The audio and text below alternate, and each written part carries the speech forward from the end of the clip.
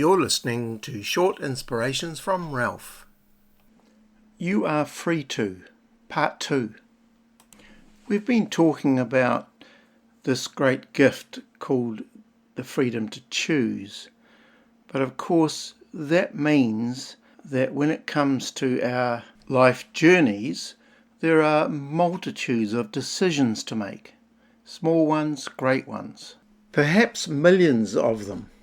And broadly speaking, we will choose one of two directions.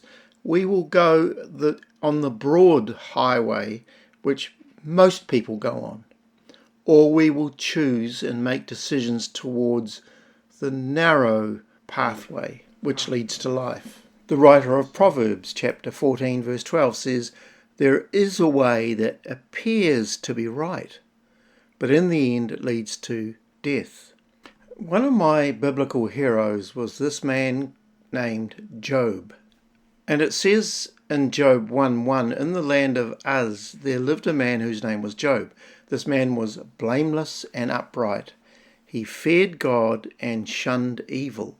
He had 7 sons and 3 daughters, and he owned 7,000 sheep, 3,000 camels, 500 yoke of oxen, and 500 donkeys, and had a large number of servants. And it says there, he was the greatest man among all the people of the East. So how did he become great? You see, Job was so phenomenally, materially blessed. It was mind-boggling, astonishing. But here's the point. Job just didn't wake up one day and find himself overwhelmed with material blessings and spiritual blessings. Job, at a young age, I believe, looked at life and would have made some critical decisions. He recognized the 2 pathways we've been talking about. Job's decisions were made before he was rich and successful and set him up for the future, no matter what happened. So he would not flinch when he lost everything. He did lose everything, and he ended up sick with boils sitting under a tree.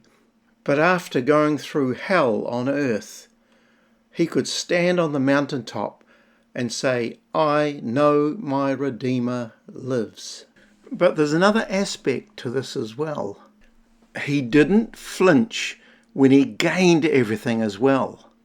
So he became a rich man, but he knew that his Redeemer lived, both through the good times and the bad times. Job had 3 main things that he got right. First of all, he feared God. Secondly, he prayed for his family constantly. And thirdly, he shunned or turned aside from evil. The scripture says he was blameless and upright. We need to be people who will turn away from evil and not go there. I'm reminded of a stoat-like creature in the UK called the ermine, that during winter its coat turns white, pure white. And they hunt these things and catch them and use their skins for judges' stoles and for cloaks for academia, etc. But they're easy to catch. Get this, the people who hunt them, all they've got to do is find out the entrance to the underground habitat where they live and the exits, and they get a bucket of muck, of foul-smelling stuff, and put it all over the entrances and exits. And then all they need to do is dig down, find the ermine, and they get easily caught.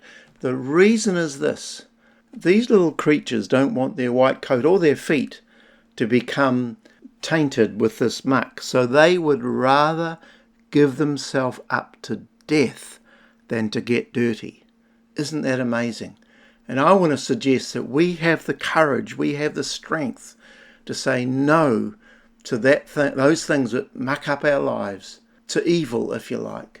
And that word shunned means to eschew or turn aside, to abstain from, to withdraw, to be without. And it's written in 1 Peter 1 verse 16, "Be holy, for I am holy." Job knew that to work on the roots, the inside of his life, would one day result in holiness. Because Paul says in Romans, if the root is holy, so are the branches. And here's my final thought in this episode. The decisions you make will make you. I'll say it again. The decisions you make will make you. You need to understand that while we have the power to make choices, our choices have the power to make us. God bless you.